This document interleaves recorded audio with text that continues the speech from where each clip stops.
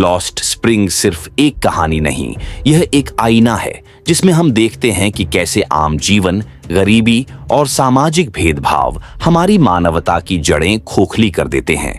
यह हमें एहसास कराता है कि बदलाव अब तक किन बच्चों तक नहीं पहुंचा, और अगर आप या मैं सीखना चाहते हैं तो जरूरी है कार्रवाई। ये कहानी उन मासूम आंखों की है जिनमें सपने तो हैं, लेकिन वो सपने रोज की भूख और तंगहाली की धूल में कहीं खो जाते हैं। दिल्ली की गलियों से लेकर फिरोजाबाद की तंग गलियों तक ये कहानी दो बच्चों की जिंदगी को हमारे सामने लाती है, साहेब और मुकेश। पहले हिस्से में हम मिलते हैं छोटे से बच्चे साहेब से, जो हर सुबह अपने कंधे पर प्लास्टिक की थैली लेकर निकल पड़ता है कचरे में अपनी तकदीर ढूंढने।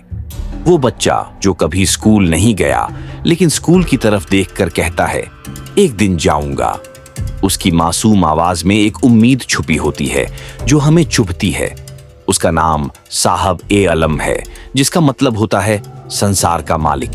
लेकिन हकीकत ये है कि वो अपने ही जीवन का मालिक नहीं है। उसे नहीं पता कि उसकी इस जिंदगी की चेन टूटेगी भी या नहीं। एक दिन लेखक देखती हैं कि वह दूध की दुकान पर काम कर रहा है। अब वो 10 रुपए महीने की नौकरी में बंध गया है। उसके हाथ अब आजाद नहीं हैं। उसके चेहरे की मासूमियत चली गई है। अब वो बच्चा नहीं, एक मजबूरी बन गया है। और यही सबसे बड़ा दुख है जब बचपन रोजगार में बदल जाए। दूसरे भाग में कहानी हमें ले जाती है फिरोजाबाद, जहां चश्मे बनाने का काम पीढ़ी दर पीढ़ी चलता आ रहा है। यहां मिलता है मुकेश, जो अपने घर की तंग गलियों और धुएं से भरे कमरों में बड़ा हो रहा है। मुकेश उन कुछ बच्चों में से है जो कहता है, मैं कार मैकेनिक बनना चाहता हूं। उसकी आंखों में एक अलग चमक है, एक जिद जो बाकियों से अलग है। लेकिन उसकी राह आसान नहीं। उसका परिवार, पड़ोसी, समाज सब उसे उसी चश्मे की भट्टी में जलते रहने के लिए मजबूर करते हैं। मुकेश के पिता पूरी जिंदगी कांच गलाते रहे, फिर भी एक घर नहीं बना पाए। उसकी माँ, उसकी दादी, सभी ने यही देखा है। वो गलियों की गंध, वो धुआं, वो अंधेरे कमरे जहां सूरज तक की रोशनी भी घुट जाती है। वहां बच्चे अपने बचपन से पहले ही बूढ़े हो जाते हैं। अनीस जुंग इस कहानी में सिर्फ 2 बच्चों की बात नहीं कर रही, वो उस पूरे समाज की बात कर रही हैं जहां गरीबी विरासत की तरह चलती है, जहां कचरा भी रोजी बन जाता है और मेहनत भी गुलामी। लेकिन मुकेश की आंखों में जो सपना है, वो इस पूरी कहानी की सबसे बड़ी उम्मीद है। जब वो कहता है, मैं कारों को देखता हूं, तब लगता है कि शायद एक दिन ये सपना सच्चाई बन जाएगा।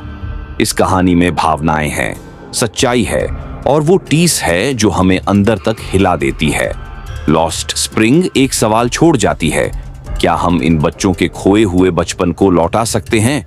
क्या हम उनके लिए एक ऐसी दुनिया बना सकते हैं जहां सपने देखना गुनाह ना हो?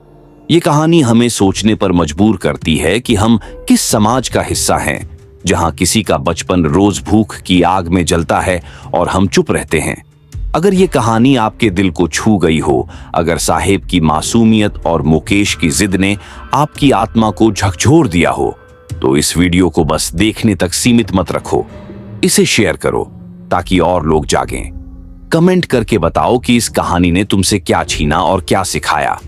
और सबसे जरूरी, चैनल को सब्सक्राइब करना मत भूलो, क्योंकि हम लाते हैं वो कहानियां जो सिर्फ पढ़ने के लिए नहीं, महसूस करने के लिए होती हैं। सोच बदलेगी तभी कुछ बदलेगा।